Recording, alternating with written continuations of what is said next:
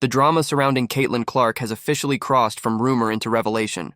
After months of half-truths, spin cycles, and selective reporting, ESPN has finally admitted what fans have known all along. The WNBA without Caitlin Clark simply doesn't sell. The truth arrived not in whispers but in data, the kind that can't be ignored or rewritten.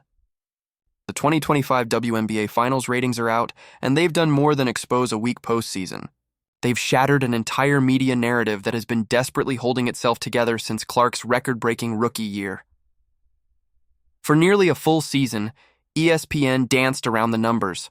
They compared this year's ratings to 2023, conveniently skipping over 2024, the year that changed everything. The year of Caitlin Clark. Whenever the comparisons didn't fit the desired story, they simply changed the frame.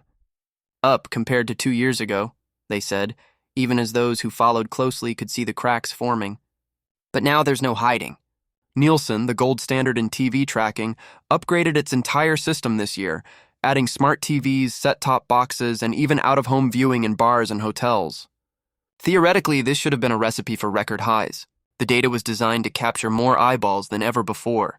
Yet even with the deck stacked in their favor, the 2025 finals couldn't come close to 2024's numbers. And that's when the spin machine started whirring. All season long, ESPN cherry-picked their way through coverage. When the numbers favored their narrative, they shouted them from the rooftops. When they didn't, silence. They'd post about Game 1 viewership, but go mysteriously quiet for Game 2. They'd celebrate minor upticks from small market games, but ignore ABC's falling averages. It was a shell game, smoke, mirrors, and selective transparency. But once the finals ended, there was nowhere left to hide. No new press releases. No creative comparison. Just hard numbers. And the numbers told a devastating story. For the first time in months, ESPN couldn't pretend the Caitlin Clark effect was a myth.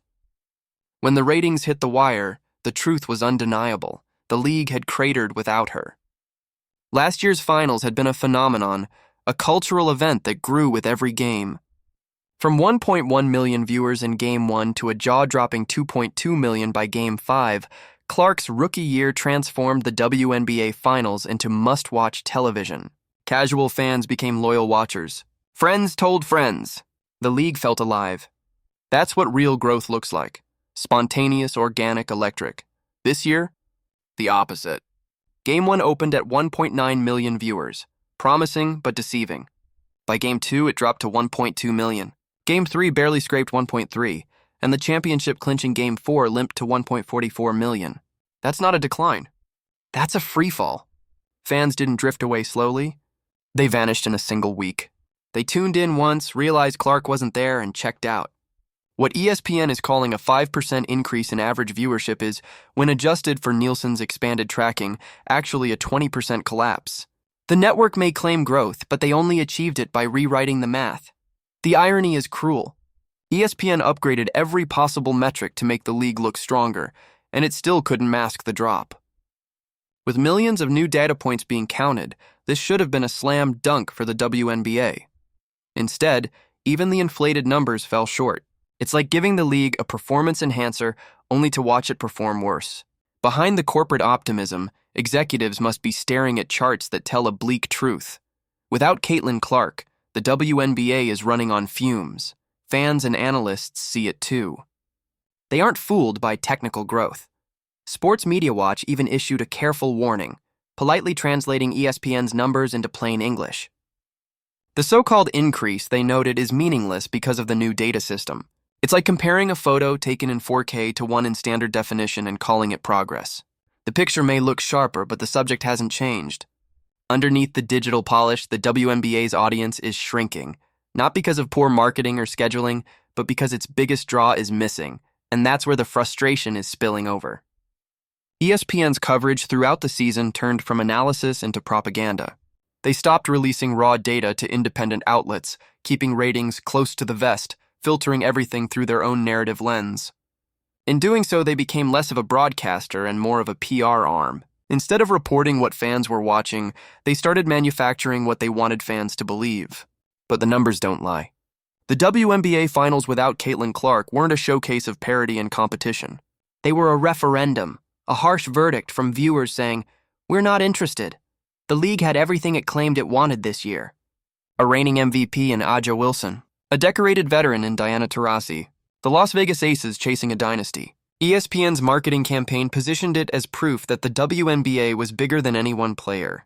But when the cameras rolled and Clark wasn't there, the audience didn't follow. The proof was brutal and immediate. Those who came for Caitlin Clark didn't stay for anything else. Last season's finals viewership had been like a crescendo, each game pulling more people in. This year's finals were the inverse, a fading echo. ESPN couldn't spin that. 500,000 viewers tuned in for Game 1, then never came back. They didn't forget. They rejected. They sampled the product, decided it wasn't for them, and moved on. That's not audience fatigue, yeah, that's disinterest. It's the difference between I missed it and I don't care. And that apathy is more dangerous than any temporary dip. Because what ESPN and the WNBA are facing now isn't a momentary setback. It's a crisis of faith. Those new fans who discovered women's basketball through Clark weren't just curious. They were hopeful. They wanted to believe this was the start of something bigger, that the league was finally being given its moment. But what they saw instead was a league that didn't protect, celebrate, or even appreciate the player who made that moment possible. Throughout her rookie year, Clark endured constant physical targeting, dismissive comments, and institutional neglect. She was shoved, tripped, elbowed, and every time the officials swallowed the whistle.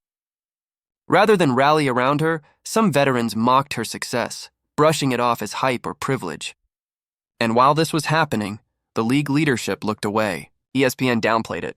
The commissioner, Kathy Engelbert, insisted that all growth is good growth, sidestepping the uncomfortable truth that almost all of it came from one player.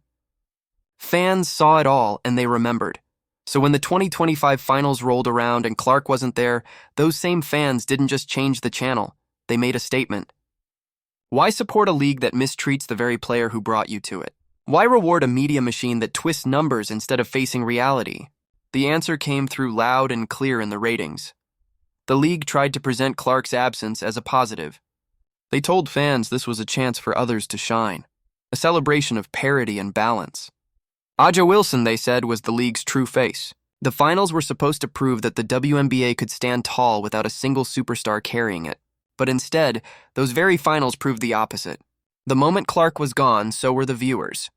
The numbers fell off a cliff, and all the corporate optimism in the world couldn't disguise it. Even worse, this wasn't a fluke. It was predictable. Non-Clark games last season were already trending downward, but the league ignored the warning signs.